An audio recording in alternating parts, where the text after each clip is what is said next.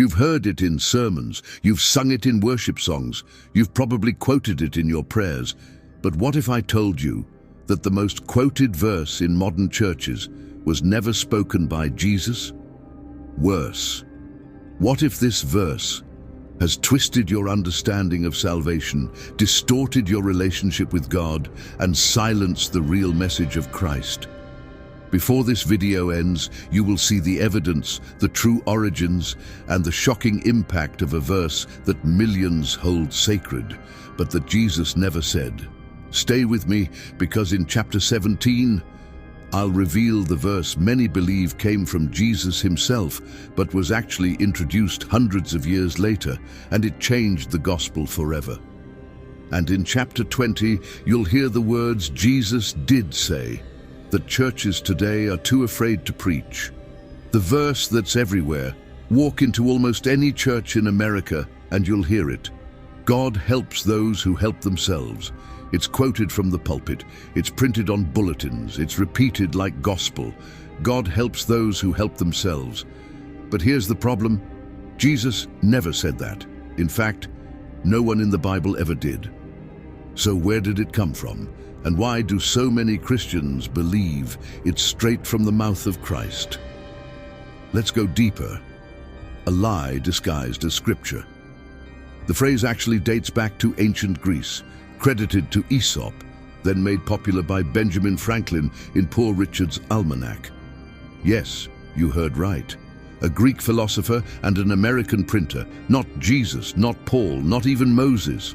And yet, many Christians quote it as if it was sacred scripture. Interviews of average people misattributing the quote to the Bible. What does that say about modern Christianity? How many other verses do we quote that were never spoken by Jesus? Why this matters? You might say, so what? The message is still good, right? Wrong. Because this one quote replaces grace with self-effort. It makes salvation seem earned, not received. It subtly shifts the focus from God's power to our performance. And here's the terrifying part. This quote isn't just wrong. It may be leading people away from Christ. Let's test it against Jesus' actual teachings. Jesus helped the helpless. When the woman caught in adultery was dragged before Jesus, did she help herself? When the lepers cried out for mercy, did Jesus wait until they had earned his healing? When the thief on the cross asked to be remembered, did Jesus tell him to get his act together first? Number. Jesus helped the helpless. He lifted the fallen. He came for the sick, not the healthy. So why do churches keep preaching it? Here's where it gets uncomfortable. Some churches preach it because it keeps the congregation motivated. Others because they've never questioned the source, and some because the real gospel of surrender and grace doesn't sell as well. But it doesn't stop here. There's another verse, even more dangerous, that millions believe came from Jesus, but it wasn't even in the original scriptures. We'll expose that in chapter 10, what scripture really says. Romans 5:6 says, "For while we were still helpless, at the right time, Christ died for the ungodly." Psalm 46:1 says, "God is our refuge and strength, a very present help in trouble." Not after you've helped yourself. In trouble. The Bible isn't a self-help manual, it's a rescue mission. When Christians become Pharisees, the Pharisees believed they could earn God's approval through their actions. They loved rules, rituals, and self-righteousness. Sound familiar? When we say, God helps those who help themselves, we become modern-day Pharisees, trusting our works, not His grace. The slippery slope. If we believe that we must earn God's help, what happens when we fail?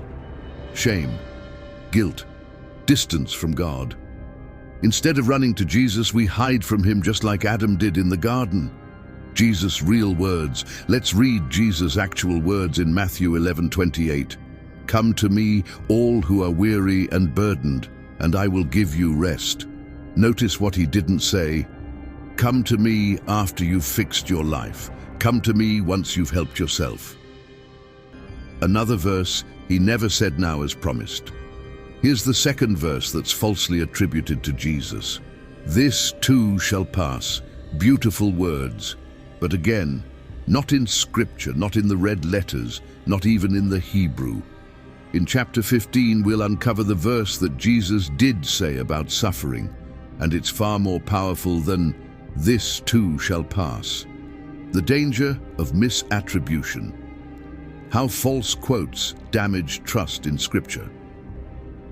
What happens when we teach half-truths? The slow erosion of biblical understanding.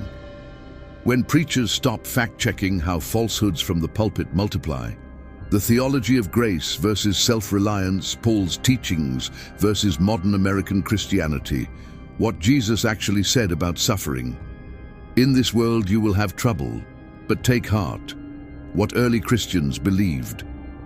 First-century Christians never used "God helps those," the verse that replaced the gospel when self-help replaced Christ crucified. The cost of convenience. Why truth is harder, but worth it. A call to relearn Jesus' words, return to the red letters, read them again, as if for the first time. The words Jesus did say. He said, "I am the way, the truth, and the life." Not, "I am a self-help guru." He said, "It is finished." Not, "You still have work to do." He said, "Blessed are the poor in spirit." Not, "Blessed are the self-reliant." Friends, the real Jesus is better than the fake one. Now you know, the most quoted verse in church was never spoken by Christ. And the verses he did speak, they're still waiting to be believed. Which other verses do we blindly follow that Jesus never said? That's what we'll uncover in our next video. Subscribe, share, and remember, it's not about helping yourself. It's about surrendering to the one who already did.